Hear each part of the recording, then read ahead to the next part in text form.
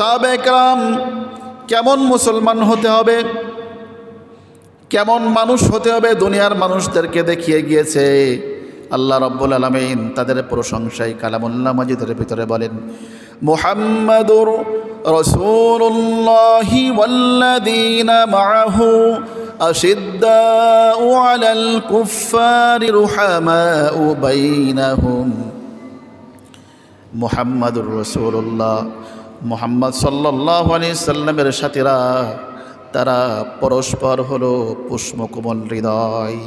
কাফেরদের প্রতি তারা বজ্র কঠিন। যারা আল্লাহর দুশমন, রসুলের দুশমন, ইসলামের দুশমন, মানবতার দুশমন, এদের বিরুদ্ধে তারা বজ্র কঠিন, কিন্তু পরস্পর তারা পুষ্পকমল হৃদয়। রক্তের সম্পর্ক না, তারপরেও একে অন্যের জন্য তাদের হৃদয়ের ভিতরে ভালোবাসা এত বেশি। একে অন্যের জন্য তারা এত ভালোবাসা দেখিয়েছে, গোটা বিশ্বের মানুষ কিয়ামত পর্যন্ত সেটা স্মরণ রাখবে। কি ভালোবাসা দেখিয়েছে! গরিব কবিলার ভিতরে সাহাবায়ে কেরামের যদি কোনো খাবার বন্টনের জন্য কেউ যেত, যারা রাত্রেবেলায় খাবার সেরেছে তারা সেই খানা গ্রহণ করতো না, বলতো ভাই আমরা তো খেয়েছি, দেখেন আমার পাশের বাড়ির ভাই হয়তো না খেয়ে রয়েছে, সে হয়তো আমার থেকে কষ্টে আছে, তাদের কাছে যান। জান্নাতি মানুষ, জান্নাতি মানুষের নমুনা। এমনকি সময় অনেক সংক্ষেপ, এমনকি ইয়ারমুকের যুদ্ধের ঘটনা আপনারা জানেন সবাই।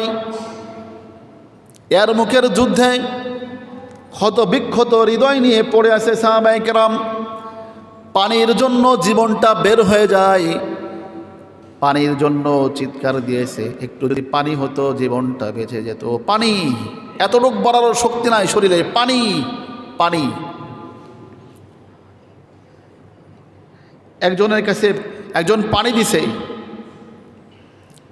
পানি যখন খেতে যাবে এমন সময় পাশ থেকে একজন ভাই পানির দিকে তাকিয়ে বসে, পানি, একটু পানি হলে বেঁচে যেতাম। নিজের জীবনটা বের হয়ে যায়। এই অবস্থায় সে পানি পান করে নাই।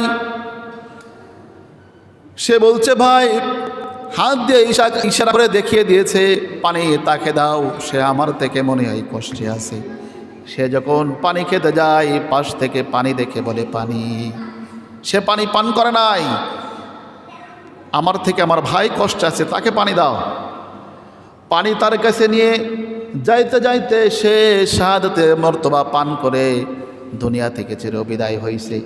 পানি দ্বিতীয় ব্যক্তির কাছে আসতে আসতে সেও দুনিয়া থেকে বিদায় হয়ে গেছে। আবার আপন ভাইয়ের কাছে এসে দেখে নিজের ভাইটাও দুনিয়া থেকে বিদায় হয়ে গেছে। মুসলমান নিজের জীবনটা দিয়ে ভাইকে প্রাধান্য দিছে।